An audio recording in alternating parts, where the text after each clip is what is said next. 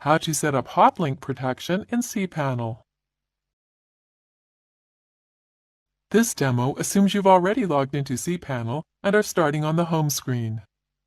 Now let's learn how to set up hotlink protection. Click the hotlink protection icon. Hotlink protection prevents other websites from directly linking to certain files, typically images, on your website. You'll want to prevent this if you have copyrighted images or to simply save on bandwidth usage. You'll first want to make sure your own sites are listed here so you are able to hotlink to your images.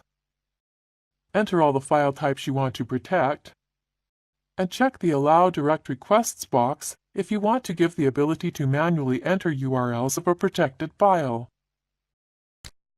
Enter the URL you want to redirect to for anyone who tries to hotlink to your files or images. Then click Submit. That's it! You've successfully enabled hotlink protection. To disable hotlink protection, click the Disable button.